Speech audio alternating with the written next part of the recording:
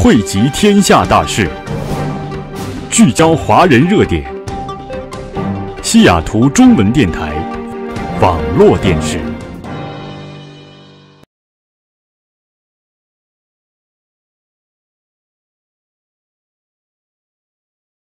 There's cracks everywhere, and through those cracks are light, and through that light, it's ready for you. So I really hope that you remember that as you're looking to your future, that you recognize that there are leadership opportunities in front of you.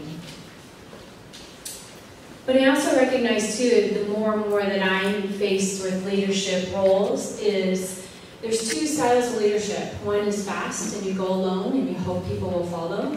Or you can go slower and bring more with you and be more intentional. A leader is only somebody when you turn around and people are following. It's really difficult to be the only one out there and nobody's following to be considered a leader. I think we see that in the national right now. I also believe that in a room full of people, and it may not be the same as here today because you're a room full of leaders, is that 80% of the people vision in the past. And 10% of the people vision in the present, and only 10% of the people vision into the future. So as a leader, if you're going in and you're using vocabulary and you're talking about something that's into the future, you actually lose about 90% of the people. And you wonder then why it's so difficult to move things, such as policies or positions or programs. And so I think that's really helpful as a leader, is to really think about, listen more than you speak, for those indicators of where the people in front of you are at, whether or not they vision in the past, the present, or the future. I also think that as I gain power, or as each of us gain power in the tables that we're at, or the venues that we're in, is to be thoughtful and to think about compassion and empathy as the lens in which you do your work. And as a woman, and a woman of color, especially as an Asian woman, it's difficult to continue to want to lead and to be strong and to stand for your values and to know when this is not a change that is best for all of us, and to speak up with compassion and empathy also. But I think the more that you think about that as you move forward, the more intentional you can be to use language and manners and so still get you where you want without losing sight. And the last, I think, when we talk about community, oftentimes it's difficult to think about what does community mean to us. And as Asian Americans, we often check a lot of boxes. We're either a woman, we're young, we speak good English, we live in communities where they need more people of color at the table. And so I think it's really important for you, as you're thinking about the future for yourself, is to recognize which communities you represent, which ones are closest to your heart, and then how to continue to spread out from there so that you don't get to these tables where it's a community that you don't feel like you belong to quite yet. And that too will give you more power and prestige and confidence as you're trying to figure out how to continue to be a thoughtful leader. And the last but not least is, as you get to my age, I'm definitely over the hill looking back, you recognize that it's hard to sometimes be in these tables and not be in the moment, and to be present. And so people are watching you as you continue this journey, and they're trying to decide whether you're being authentic or you're just a climber. And so I think it's really, really important that you really think about what you're doing every moment you're in, take it seriously. Because people will read through that, and they will decide then for themselves whether you're a leader that they truly believe in, they trust, and they want to follow. So with that, I want to thank everybody for allowing me to be here today. And I didn't use the phrase because I'm guessing that you'll want to say it later. And I look forward to seeing each one of you in. There's founding leaders and board members, Lynn and Wendy, and the board members I met yesterday for beautiful dinner. And let's give them good hands. There's two review. I saw that you're working this morning, last night already too. Lynn told me that her son Max, the tall, good-looking guy here, they're working until 2 o'clock this morning, helping the mother to get ready, don't do series on the table, organize your stuff, and his 3 kids along with her assistant Ty in the back. Helping out. You know, Neil talked about downhill. You know, I thought, look around this room here. Most of you guys are the third generation from me, my grandchildren, and my children age. And I feel like, you know, I'm back to hometown here. The Seattle and Belleville area was my home when I first came to America as an immigrant. I don't know where microphone you come from, but Spokane. Spokane. You were a state university guy or something? No, well, University of Washington. You too. I went to University of Washington. When it was in 1964 I came here. I don't know Conrad, you know, engineer, I don't know what. He came in 1962. He know many of my friends working for Boeing. Yes. My sister too working for Boeing. And I wasn't good enough after I went to university. Boeing won't want me because I didn't speak English and understand computer. You know, they only need technical people. I was not very high tech. I was to the polls of 2016, and that was a major national election. So it's all that to say, just to reinforce the message that everyone has already talked about today, that Mr. Yin has talked about, that we're making huge strides, but the work that you do every single day is still critically important because we are not there yet. So my understanding and learning a little bit about internships this past year is that the folks over at that table spent a lot of time, I think at least over 100 hours each, volunteering and interning for a political campaign, Senator Hasegawa's campaign for mayor of Seattle. And I couldn't help but then think of myself and my own start in politics, which also involved really at the grassroots level and interning and volunteering on political campaigns. And that got me thinking about the number of phone banks that you guys probably attended, the envelopes that you had to lick, the forums and yard signs that you had to put together, and sign waving down on the corner of key intersections.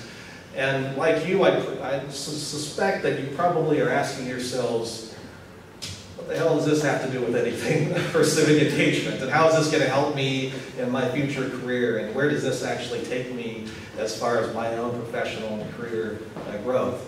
And I just want to spend a moment to talk about, there's no better experience than hands-on experience. But what I want to leave you with today is that to take a moment to translate that hands-on experience into what I think is currently referred to as experiential learning, which is to take a moment and reflect upon and analyze a little bit of what some of these tasks that on the face of them may seem completely menial and only a small piece of the greater puzzle of what that campaign was about, and try to take from it what might actually help inform you in your career development and your future, and what you might find to be your passion and interest.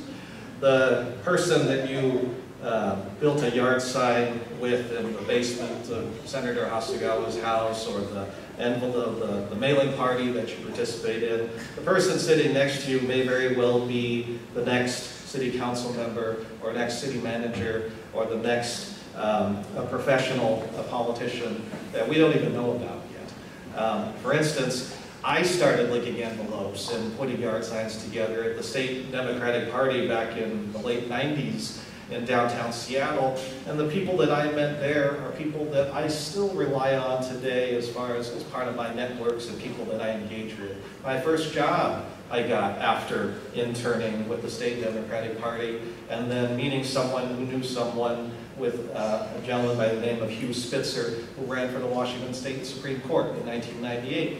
And on that campaign, I met someone named Alec Fiskin, who then I ran his campaign for city council a year later. And in running that campaign, even though he lost, is where I met Heidi Wills, who gave me a chance to work on the city council as a legislative aide.